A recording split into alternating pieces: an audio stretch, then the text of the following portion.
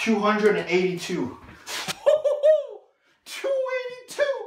That is insane. Hey YouTube, today we're going to be reviewing another Korean bow by Daylite. I previously had a Daylite bow from them. This is the Monarq, Daylite Monarq. It's 95 pounds at 31 inches. Now today we're going to get something a little different. This is the Korean Majesty. So very excited for the Majesty. Thank you very much Daylite for sending me this. It's beautiful. You can see the cross carbon. Is the camera close enough? Focus. Okay. So let's check the weight of these bows. So 362. It's not touching the ground. That's good. So that was 362. And then this one is in grams. This one is 431. So first we're going to test it with the heavy arrow. You can see 65 grams. So this arrow is 65 grams. So we're going to shoot it. The first bow I'm going to use is the 95 pound at 31 inches. 183 FPS. Can you see it? 65 grams. This arrow is 65 grams because there's salt inside.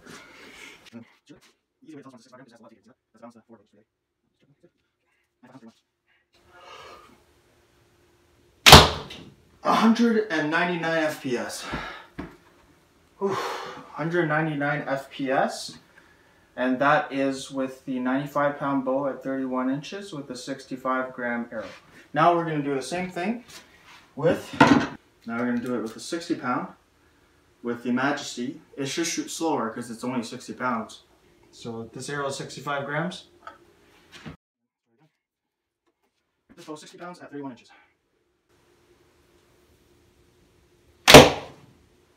159 FPS.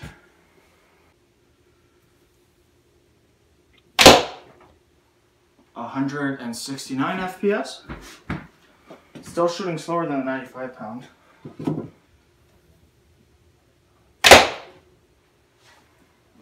Does it say this time? 157. Now we're going to use a much lighter arrow, which there's no salt inside. This one only is 31 grams. 31 gram arrow. This should shoot much faster. Korean bows are insanely fast. This is cross carbon and this is a light arrow, so 208, 31 gram arrow, 203 FPS, low 200s, which makes more sense on these bows. 209.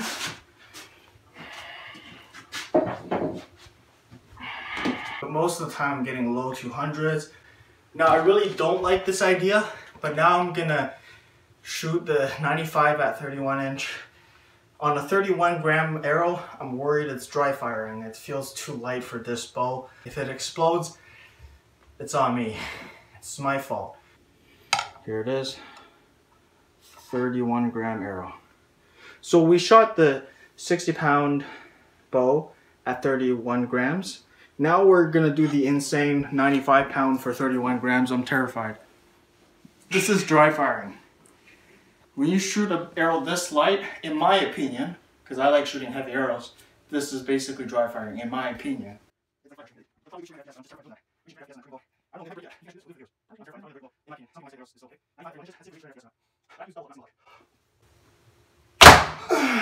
282. 282! That is insane! That is like, that is insane.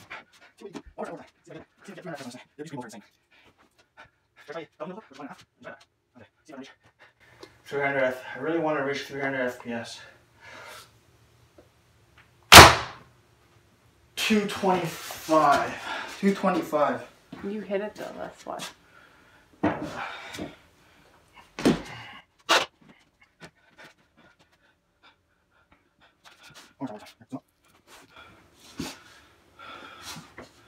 Let's try to reach 300 FPS.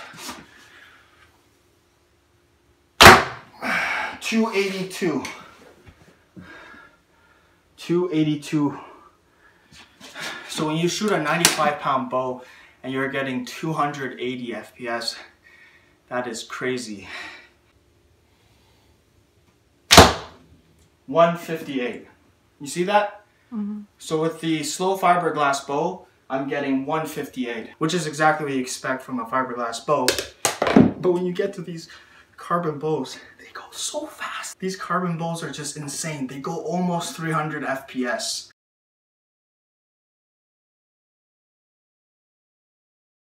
So last week we got this Korean bow tested. It got 280 FPS, and I didn't believe it either. It's insane, 280 FPS. So is it possible? Well, there are people with traditional bows shooting 300 something FPS, but this bow is only like 300 something dollars. I did not expect 280 FPS. Could it be possible? Well, the thing is, this is an indoor setting. This is not set up outdoors, but I've seen quite a lot of people doing their chronographs indoors, and I can't do it outdoors because it's winter in Canada, and all the ranges are closed because you know what's going on in the world. And I have it set up similar to how the other people do it in indoors. They have a light here. There's an LED bar here. That flashlight there has multiple functions. It has an LED bar that goes along the diffuser. So it's supposed to work. And I think the ultimate way to find out is by just testing my fiberglass bows, because in the end, we know the speeds of these fiberglass bows. There's hundreds, maybe even thousands of these bows being shipped to, you know, worldwide. So I think quite a few people have already tested the speeds of these fiberglass Hungarian style bows, or the fiberglass Turkish style bows. So I got 282 FPS twice last week, but I'm going to try it again. Let's see if we get something in that range again. If we do, then maybe this bow is really getting 282 FPS. I mean, that was the maximum speed I got. It got quite a few low 200s. So, I mean, low 200s is what you expect from a carbon bow. So we'll try it again. Let's start with the cheap bows. So let's test the arrow. Weight.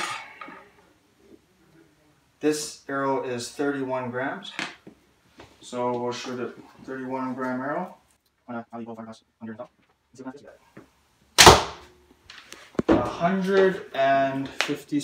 FPS. 157 FPS, that's what I expect. Anyways, so next we're gonna do this Turkish bow. Calling it Turkish might be a little offensive, but it is a $50 Turkish style bow.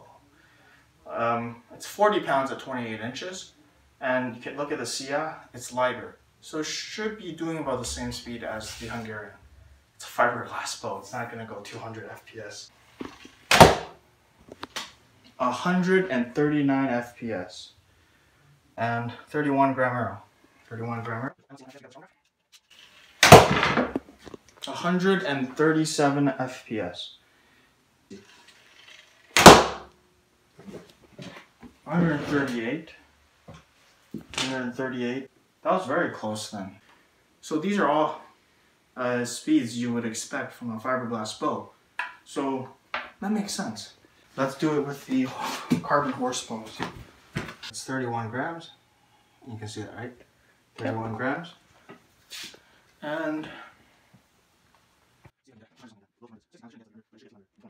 I'll use single hook first. 219 FPS. That's exactly what I expect from a carbon fiber machine.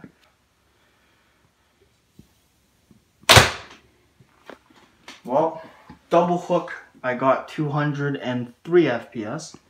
That makes sense. Double hook means a little bit slower release. 208. 31 grams.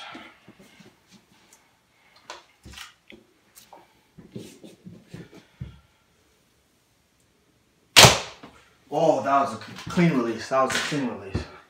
223 FPS. 224.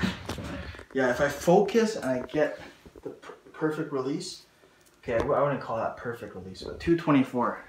That's pretty fast for a 60-pound bow on a 30-gram arrow. 224. So now we're gonna try replicating the 280 FPS. 276. Yeah. By pulling 30-gram arrow.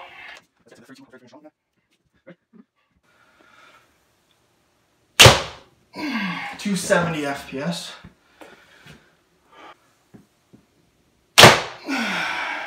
Double hook, 271. So there you go. This is the second week of testing with the chronograph, and I got 270 something twice. Top speed I reached with this was 220 something, and the top speed I reached with the 95 pound was 282. So I really like this bow. It's 60 pounds at 31 inches. Compared to the 95 pound, it's so much easier to pull. So if I was in a survival situation or any kind of situation, I prefer this one just because it's a much lighter draw weight. I can shoot it all day without exhausting myself. Thanks a lot guys for watching. I hope you guys enjoy.